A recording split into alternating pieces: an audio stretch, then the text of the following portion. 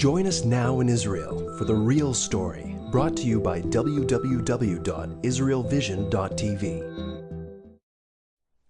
Shalom, my name is Dr. J. Rawlings, and today I'm bringing you the real story, and I'm calling it A Light in the Darkness.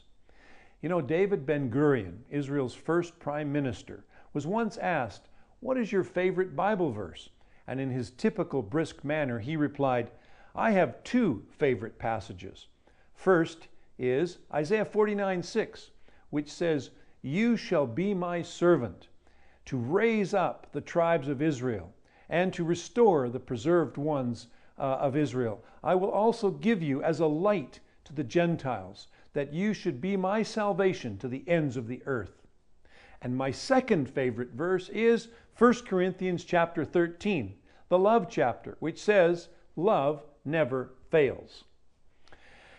And from the outset, Israel's prophetic destiny has been to bring the light of salvation through the Bible and, of course, through the Messiah to the Gentile nations who sit in darkness. This is not a popular calling or task.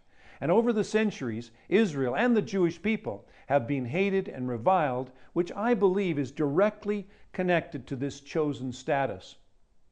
As my dear friend Rabbi Riskin says concerning the last 2,000 years of Jewish history, until the establishment of the State of Israel in 1948, we Jews were helplessly hounded from pillar to post by nations of the world until we stood alone in the midst of the Nazis' attempted total genocide.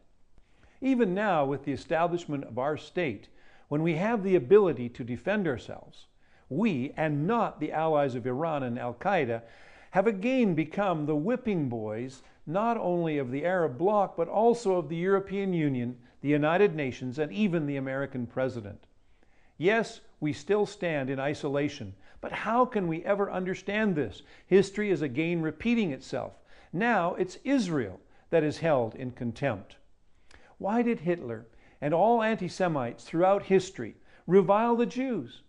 Well, we know that fascist Hitler believed in his Aryan supremacy and that might makes right, and that his phony Third Reich would actually conquer all. But there was one fly in the ointment, and that fly was the Jews, who believed in a principle derived from the patriarch Abraham 4,000 years ago and written in Genesis chapter 18 that says compassionate righteousness and moral justice will eventually cover the world. However, Hitler could not deny that the Jews, the most powerless of people at the time, had nevertheless suffered the persecutions of Egypt, Persia, Greece, Rome, 500 years of Inquisition in Spain, the Ottoman Empire, and militant Islam.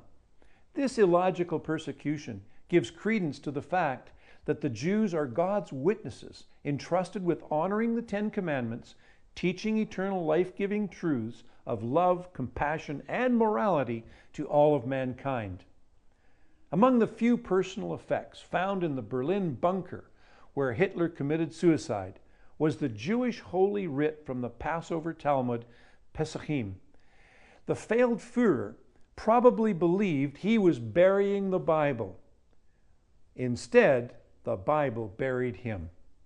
This is Jay Rawlings for The Real Story.